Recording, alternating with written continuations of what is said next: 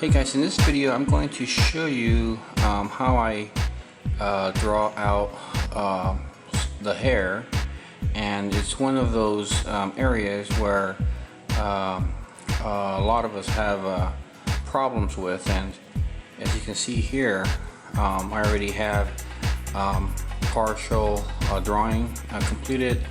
Some of the hair is already finished, some is in medium stage, and the rest of it is blank for this tutorial.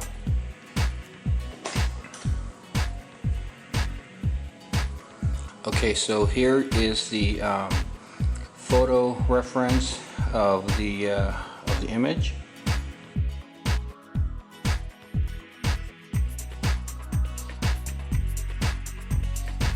As you can see, there's a lot of highlights going on in her hair, a lot of dark areas in the shadows, and we're going to ignore most of the strands that have highlights in them and just focus on how her hair is pulled back.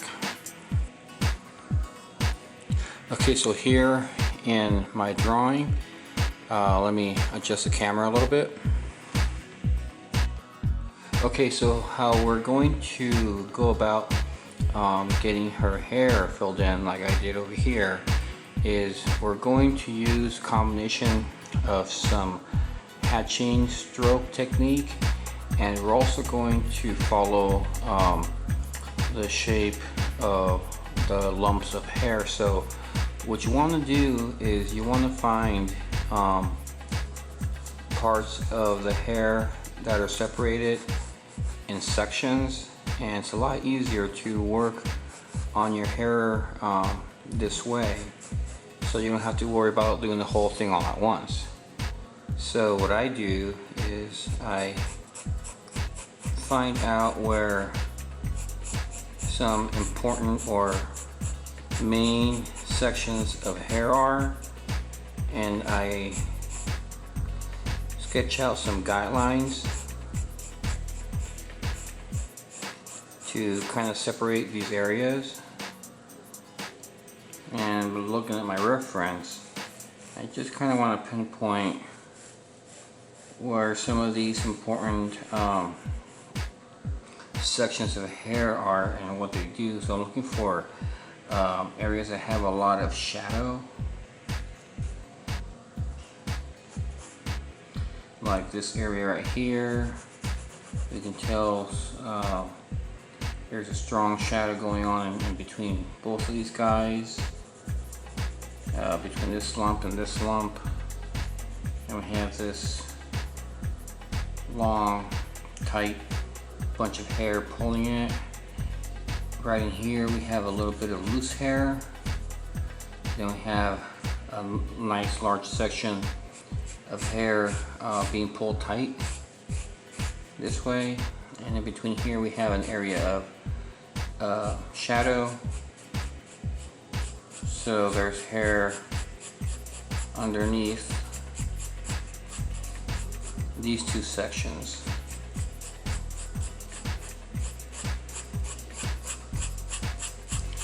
So I'm kind of shading at the same time I'm making my hatching strokes, but I'm doing it in the direction of the hair. I'm not focusing on every strand of hair. I'm essentially shading some areas and just focusing on some hatching technique. So if you focus more on hatching and not so much on your strands of hair, you're going to be able to get a lot done quicker. So I'm just hatching general shapes as I look at the reference.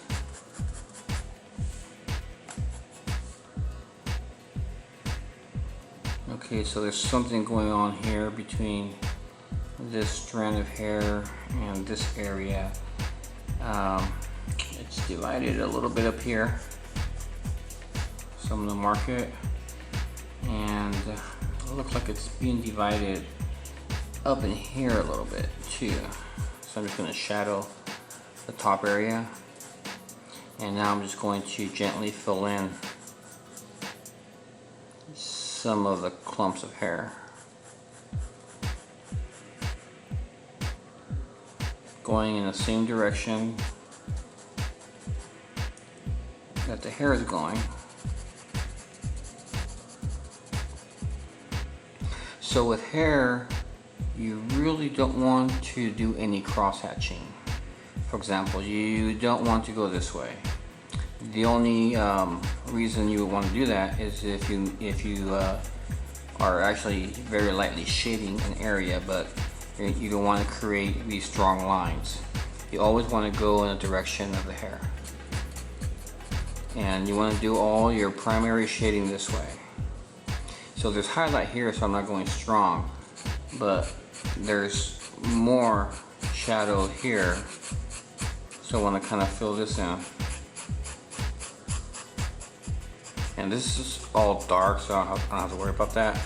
And the pencil that I'm using right now to work with is a 2H, which is light enough to kind of give me a foundation and get my guidelines in place, and also start shading without going super dark. So the technique to use here is you want to go from light to dark. You want to build it up.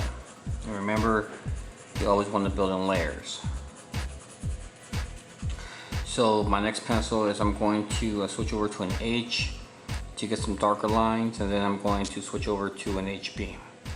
So I'm going to speed up the video at this point and get this part done.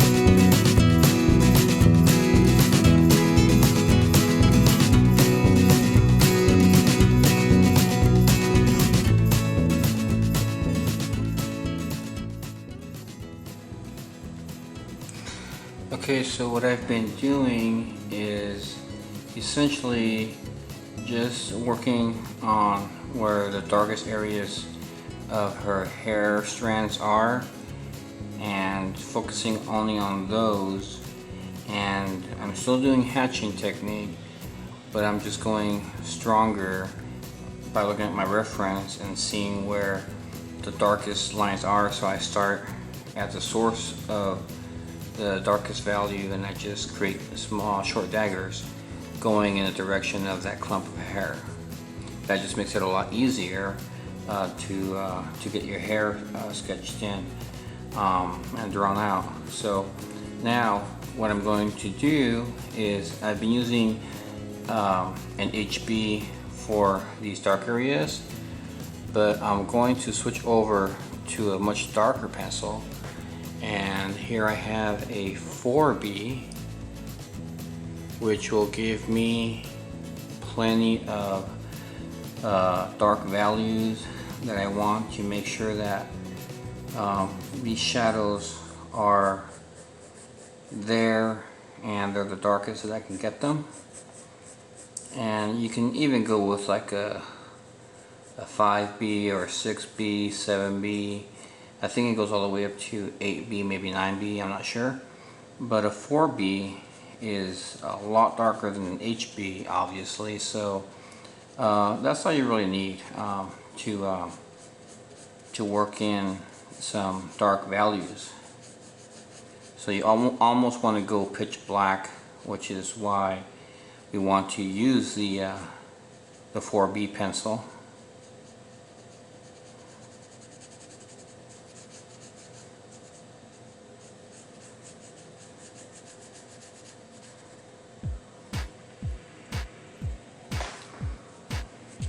So I'm not going to be perfect and get everything identical like the photo reference. I could do that, but that would just be too much work.